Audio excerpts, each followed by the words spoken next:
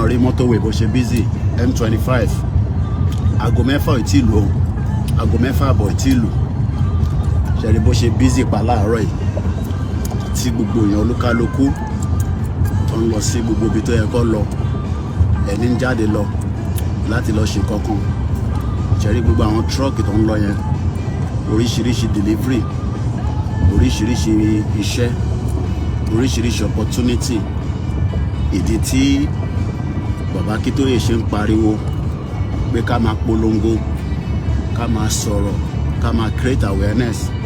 Ṣẹ́ni tó bá rí lè rí báyìí nísìn, báwo ló ṣe fẹ́ understand pé ìdí tá ṣe ń fẹ́ Yorùbá Nation nìyẹn?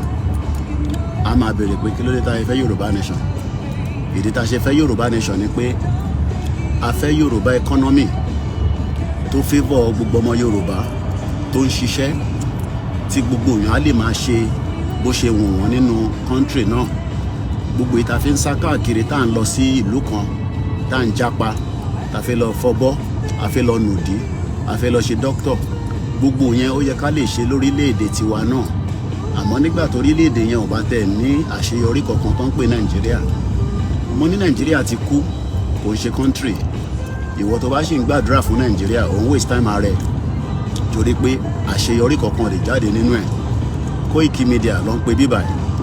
Èní ní ọjọ́ kẹjọ nínú oṣù kẹsàn-án, no, nínú oṣù kẹjọ ọdún 2024, 8 August 2024. Lẹ́ẹ̀kan sí 6:23 AM. Ṣorílẹ̀ bó ṣe mọ́, ṣòtìrí mọ́tò tó ń lọ káàkiri from both sides at exactly 6:23. Ṣorí bó ṣe busy. M25 ló cover gbogbo London. Kò síbi tó lè dé láti bẹ̀. O lè dé Gatwick, o lè gba orí ẹ̀ lọ join M1, o lè lọ sí Kent, gbogbo ibi tó bá wọ̀n ẹ́ ló lè gbà. Àmọ́ ká bá ń pariwo, ẹ̀ ń sọ pé mi ló kàn, Tinubu ló máa tún Nàìjíríà ṣe. Ẹnu ẹ̀ ló wà yẹn. Mo kí gbogbo lílẹ̀ nǹkan sí o. Àwa tó tún bá ti wá lọ as usual. Mo sọ fún yín pé èmi ni máa ṣí Nàìjíríà kúrò lẹ́mìí. Nàìjíríà olórí burúkú, Nàìjíríà òfò tó sọ gbogbo wa sí ẹ̀yìn odi. Táwọn mọ́là wa gbalẹ̀ mọ́ yín lọ́wọ́. Ẹ̀yin ọmọ àlè Yorùbá wọ́n sọ fún wa pé ká lọ save Nàìjíríà. Nàìjíríà tí bá bẹ́ ò save, Nàìjíríà tí máa mẹ́ ò save, òun ló ní ká lọ save. Mo kí gbogbo ẹ̀yin àgbàlagbà ọ, ẹ má wá gbàgbé October olóyè ń bọ̀ ní London. Ẹ pàdé wa ní London nínú rally ní 12 Saturday October 2024. Kẹ̀dẹ̀ tún pàdé wa ní dinner fẹ́yìn tẹ́ bá lè afford ẹ̀ £100 ní níjọ́ Thursday 10th October.